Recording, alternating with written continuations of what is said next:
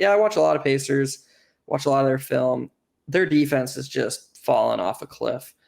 Um, it's just Halliburton's awful, man. Halliburton's defense is terrible. He is legitimately one of the worst defenders in the entire NBA. And that was cool. I mean, it still is cool that he's, one of the best offensive players in the NBA. I'm not saying he isn't, but when you're in the third percentile in defense, he should be better. Look, there's no reason there are reasons, but there's no reason for the gap to be as wide between him and somebody like Kobe White or Emmanuel Quickley. There just isn't. Like, and you go across the league, there's tons of guys who have less of a physical profile that would be conducive with good defense than Tyrese Haliburton. Do you think offensive load is a valid reason for this? He does. There's heliocentric, and then there's Haliburton. Like Haliburton and Luka are kind of in their own little universe. Yeah. But they can't really do anything else because the Pacers don't have anyone else who can create offense. They could lighten his load a little bit by encouraging him to stop with the whole, okay, I probed, I didn't like it, let's reset, and he uses such a high percentage of shot clock sometimes, just dribbling until he gets the perfect look, and he creates a lot of good offense. Again, not complaining about his offense, but there has to be a way to strike a little bit of better balance because dude is 6'5", 6'6". He's got he's long, he can jump, he's athletic. He should not be the worst defender in the NBA who plays the minutes he does.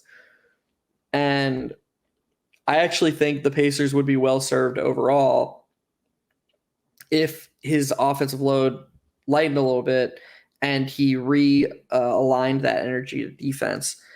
And the reason I'm going to give is a little bit more intangible. I think basketball teams form the identity of their best players. I think that's something that goes untalked about a lot. And I think if his teammates saw Haliburton starting to hone in on defense more and impact defensively more, I think other guys might follow suit because, I don't think that they can be this great defensive team, or maybe they can't even be league average.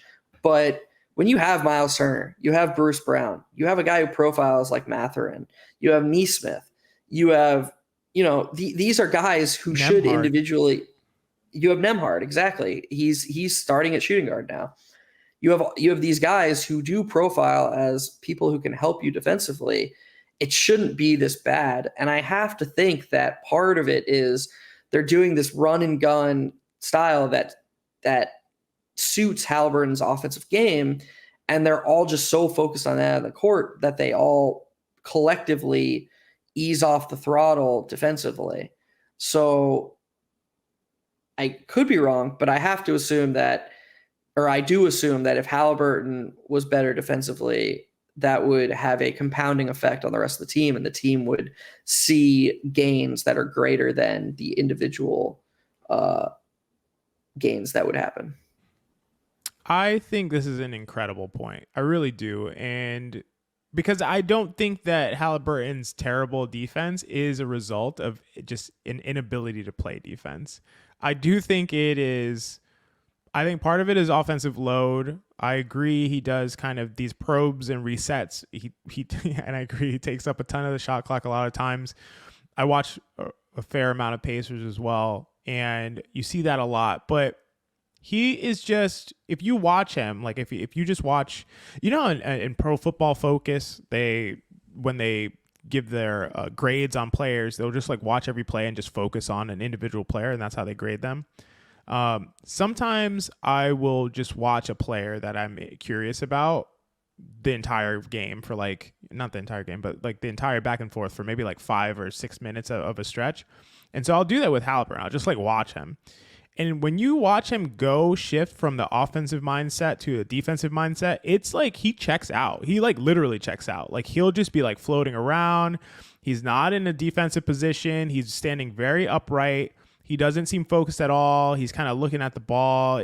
There's no vigilance attached to it. There's no vigilance. And I think that is all mindset, and kind of like with the RJ Barrett conversation. Is it something that he can change? Yeah, I would say he can change that. Is it something that he will change?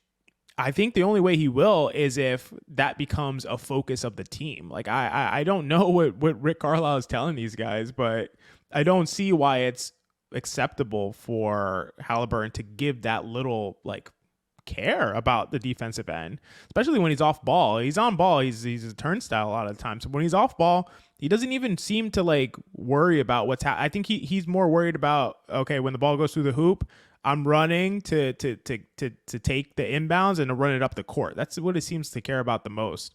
So yeah, is it something that can change? I think so. I hope so. It would be really sad to see this kind of the level of offensive engine and player that Haliburton is. I think Haliburton is essentially like the legitimate kind of fully formed version of like what we thought Trae Young would be, in my opinion, in terms of he's a much better shooter and just as good a passer and just as much of a heliocentric engine to the offense. I think Haliburton can steer a better offense, honestly, than Trae Young can. And so I really would love to see this team and him be really successful, but there's just not going to be. And if he's going to play defense like this, there's really no chance. And then can you before you move on, I'm going to have you teach the class again one more time, because you know that I know data, study it, but there are just certain things that stick out to me as confusing. I know you've watched a lot of Pacers. Mm-hmm. Haliburton has the lowest usage of like any of these elite offensive guys. Yeah. And that doesn't jive with the film at all for me.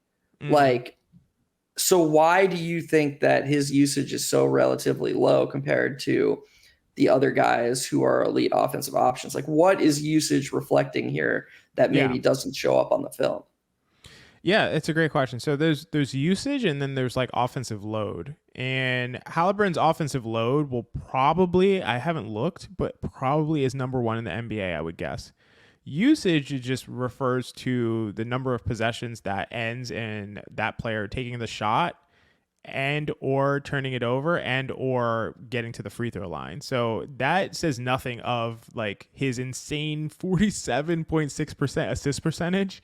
None of that is encapsulated within his usage. So it would be like, you could kind of roughly look at like, let's say his assist percentage and his usage and like combine that in a way. That's still not accurate, but as there are metrics called, offensive load, which he would almost certainly lead the league in, or be like similar to like a Luka, which you compared him to, which makes sense. So that's why his usage is so low. His usage is so low just as a result of he doesn't get to the free throw line a ton and takes a good number of shots, but not near the number of shots that the elite offensive players take, because his offensive impact comes from his passing and his ball dominance in that way. Usage seems a little flawed to me because it only counts assists, right? Not potential assists. Usage does not count assists at all. Oh, that's interesting. Yeah. So it's definitely flawed to me then. Yeah, usage is a shitty stat, dude. Okay. Yeah, that's why, again, like I said, I look at stats that reflect offensive load, which consider assists. There are some that consider assist and potential assist, but usage does not consider any of that. Usage is about shooting, turning the ball over, and taking free throws. So, if you pass more, your usage will go down, but it doesn't reflect your ball dominance whatsoever. Okay, cool. Yeah. Thanks. Yeah, for sure. That was well said by you, XJ, and well heard by me. Did you hear it well as well? That's good. Yeah. Yeah. So yeah. Anyway, so I guess the other thing I was going to talk about was, I don't know. I feel like the Pacers are well constructed. They're well constructed, and like you mentioned, they have guys who can play defense. I don't really see there being a reason for them to be as bad. I mean, I think Buddy Hield is not a good defensive player, but he hasn't been horrible in a vacuum this year. And I just think that they're well constructed. I think that there's a lot more that they can do to lock in on that end. There just seems to be not a focus on that end. And I feel like they were outscoring teams early in the season. It's like, yeah, we could give up 120 points, but we're going to score 125. So it doesn't really matter. And that was working for them. But when they've gone to a bit of a lull, which they have, again, like I said, they're at 117 per 100 over the last couple of weeks, which is really down for them, really, really down for them. They were breaking all kinds of records in terms of offensive efficiency, and they're still averaging 122 per 100 on the entire season, but that's way down from where they were at, which was around like 125 or something before this low stretch. So when they're not able to just devastate teams with the offense, they have nothing to go to. And I don't know if it has to do with the in-season tournament, the offensive lull that they're experiencing. They're shifting things around, moving Obi Toppin out of the starting lineup. We'll see how long that lasts. I can only assume that is for defensive purposes. And, Obi has been good on ball in some spots defensively. We posted about him guarding Jimmy Butler and doing really well in that matchup. But, Obi's offense has been tremendous, like undoubtedly has been tremendous. There's really no blemish offensively that Obi has had. Again, plus 1.3 EPM on offense. His true shooting is 97th percentile, 70% true shooting. Effective field goal percentage, 97th percentile. Rim finishing, 99th percentile. He's shooting 38% from three, which will be by far his career high. Even on the offensive boards, he's been pretty good. Like, his offense has been awesome. He doesn't turn the ball over. Awesome offensive player. Kind of the player that we expect to see Obi Toppin be when he got into the NBA. This is Obi Toppin. Defensively, he's been spotty, and I guess, they're trying to see what they can figure out as far as like how to stop teams. But I at the end of the day, I do think I agree with you. And that's why I want to say, I think it's a tremendous point you made about Haliburton, because I think it comes down to Haliburton. I think it comes down to Haliburton on the defensive end. And if he's going to give effort and really lock in on that side, that is going to determine what this team is going to do. And no matter how many pieces of duct tape they try to tape over, all the leaks that they have by putting in Nembhard and all these other things, I think at the end of the day, if Haliburton's not going to lock in, the team is not going to lock in. I just want to add one last thing before we move on. I'm a bit torn on what the optimal path forward for the Pacers is in terms of talent acquisition. Because obviously this isn't the finished product. They know that Haliburton's their guy, but they're definitely open-minded and flexible regarding how to best, build around him. We've talked about OG Anunoby, but is it possible that Anunoby would just be like a Band-Aid for a bullet wound, or is it possible that he would just be part of the equation? Do they need to get a second primary initiator, sort of the way the Knicks have both Brunson and Randall? Like, Brunson's defense is bad, but how bad would it be if he was creating offense at the level Haliburton would be? Like, we don't even know. And I don't mean that to excuse Haliburton, but like, I do think that you watch Jalen Brunson, you watch the film, he's trying to execute Tibbs' schemes. I would never, ever begrudge Brunson for a lack of effort. Is he perfect? Does he miss some stuff? Of course. But he's there taking charges. He's there. His body's on the ground. He tries stunting. He tries recovering. He's trying. If you took away the Randall possessions and replaced him with Obi Toppin, had nobody at the power forward initiating offense, and it was just on Brunson to create all the offense for that starting lineup, I have to imagine his defense would take a hit. And so my point is that maybe the Pacers are going to be on OG. And look, OG's a good fit on any team. He just is. That sort of defense and shooting, defensive versatility, he can do it. He's not great with the ball in his hands, but he can at least do a little bit. He can do more than he's being tasked with in Toronto. Would it be in the Pacers' best interest to pair Anunoby with a Zach LaVine type? They couldn't afford LaVine, but you know what I'm saying. Is it possible that pairing Haliburton with somebody who can take the ball out of his hands more, leverage Haliburton's gravity, which by the way is good. When he's off ball, he's helping you too. He's a more willing catch and shooter than people realize, especially from the corners. Put the ball in somebody else's hands. all of a sudden he's doing less. Does that plus OG move the defense up more than people might think? All of a sudden, are they a fringe contender in the Eastern Conference? I don't think it's that crazy. It's a great question. I think, to me, Halliburton's promise has always been the fact that he is always additive in any situation, not the fact that he is a heliocentric, ball dominant, offensive engine. He can do that, and obviously we've seen him do that and conduct an all-time great offense. But I also think that if you have him in a role in certain circumstances where he's not running the show and he's playing off ball, he's still, like you said, he has great gravity. He's a great catch and shoot player. He can also attack off of closeouts as well. And then if you have Haliburton going downhill, with the advantage, having attacked the closeout, that's, to talk about Lob City, that's Lob City. So I think he would work really well, even as like a secondary creator as opposed to a primary creator, and maybe that would give him some time to some win to expend some energy on the defensive end. So I totally agree with that. I don't think it's like a Zach LaVine type to me personally. I don't think he needs a guy who is a really good initiator and a terrible defender or anything like that, or a bad defender. I think he probably needs a player, and I'm going to say a name, but like everybody can use this kind of player, so it's silly.